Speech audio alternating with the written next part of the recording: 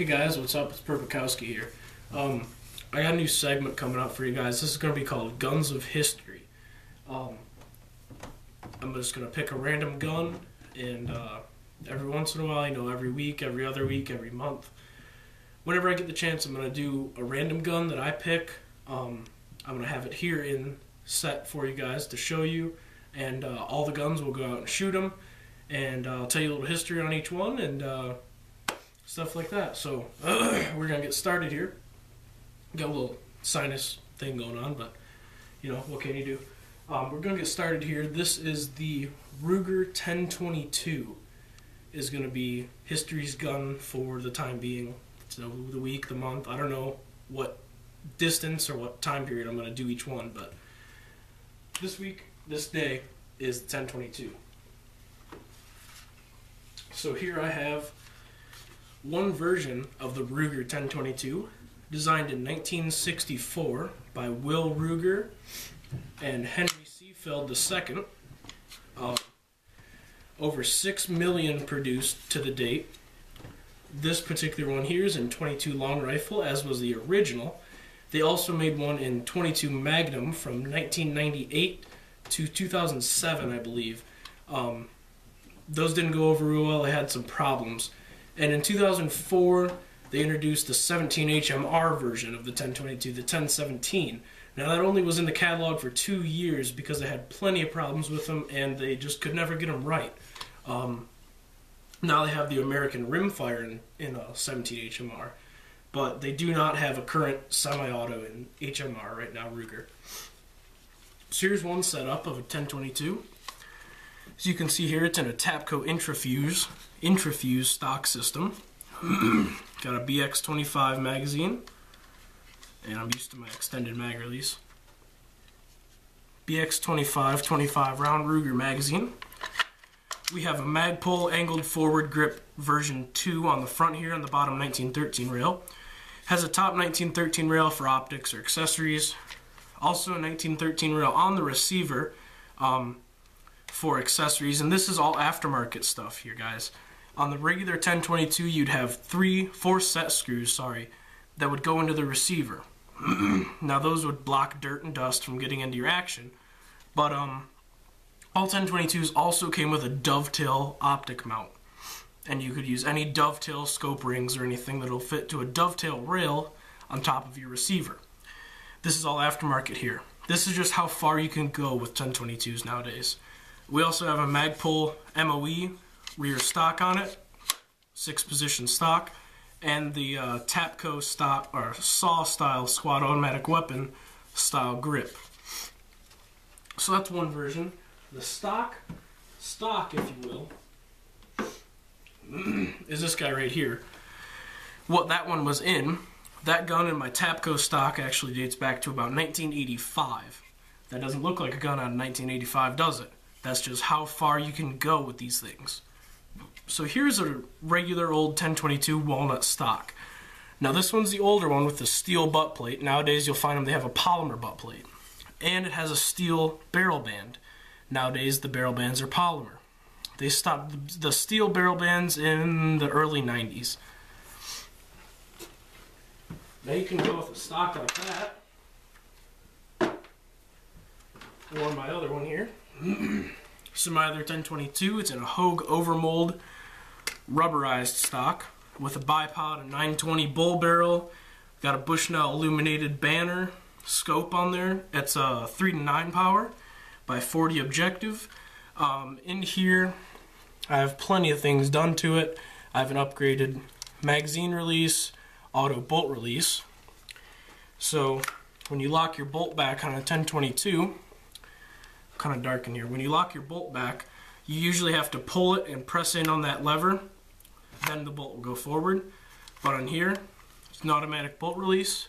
All you have to do is grab it and pull it to the back and let it go, and it'll go forward.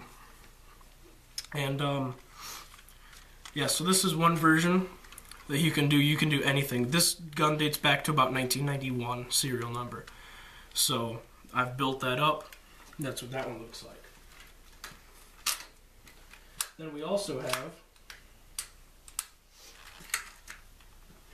a Ruger 1022 International in a Mannlicher style stock. This is from the mid-80s, stainless steel barrel and receiver. It does have a Weaver sportsman or a marksman scope on it, sorry, with a fine reticle, fine crosshairs. This does have a factory Sturm Ruger rubberized butt pad, and it is the Mannlicher style stock, so it's full up to the front, no barrel band, guys. This did not come with a barrel band from the factory. It was a full supportive stock. And this one also came with the 10-round rotary magazine, as all 1022s do. So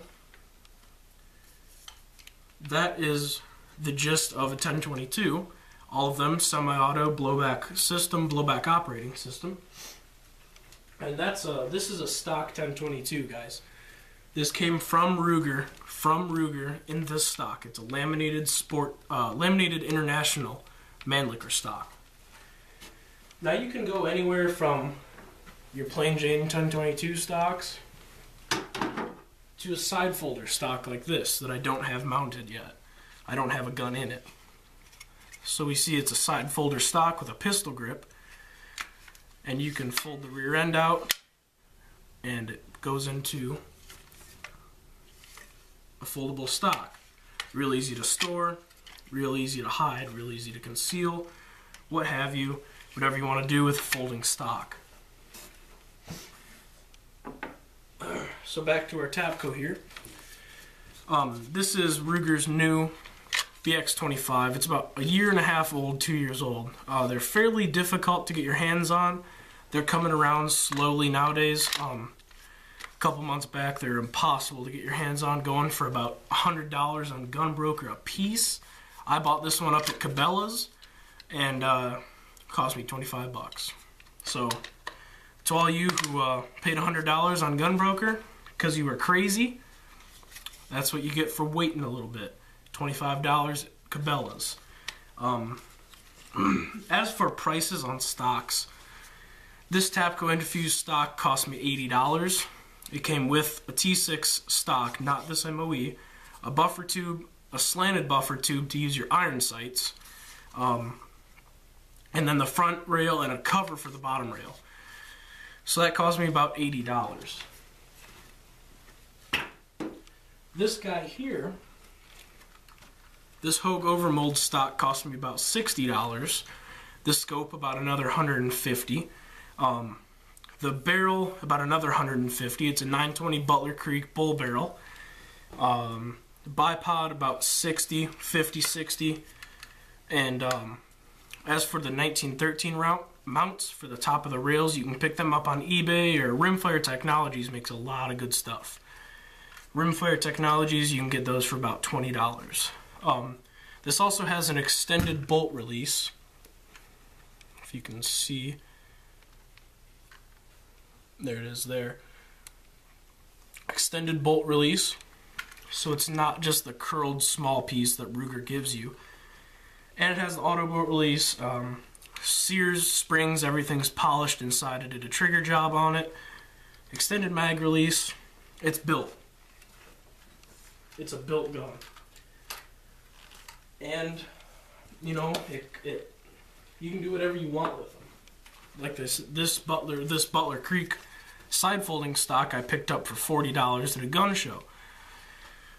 Anything you want. The possibilities with the 1022 are absolutely endless. So, that's enough talking. You guys got the gist of it. Any questions, go ahead and inbox me or comment, and I'll do my best to answer them. Any comments, same thing. Like I said, all these here are regular old 22 long rifle. This is a box of Stingers.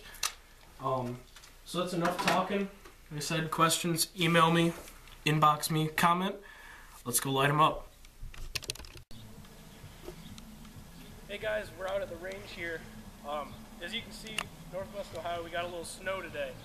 But there is a backstop over there. Trust me, it's in there somewhere.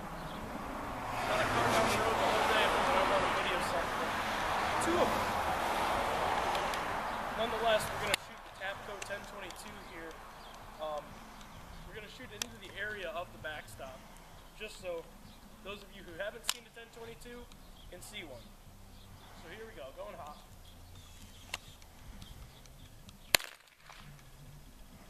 And there you go. Second round on 22 long rifle is a misfire.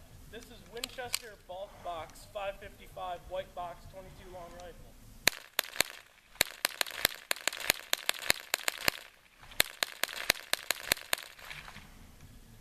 You can see we dug a little hole in the snow there. But we're clear. Alright guys, back out at the range here. I mounted my camera to my gun, so we're just going to take a couple more shots at the backstop here. We'll see what we can do.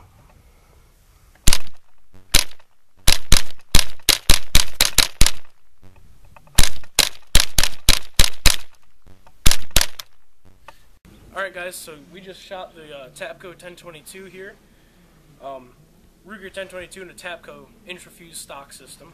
So for those of you that haven't seen a 1022 fire before, you did now. Go out, get yourself one. They're one of the best rifles you can buy. Pick them up for around $250 nowadays. My advice, go with an old one. You got the metal trigger group, you got the metal barrel band, you got the metal butt plate if you're going to go with the regular stock. Find an older one at a gun show. Don't buy a newer one. There's nothing wrong with the newer ones, but I'd stick with the oldies. Oldies but goodies. So any comments you guys have, go ahead and leave them in the comments section below or inbox me. Thanks for watching guys. Comment, rate, and subscribe, and I'll see you guys later.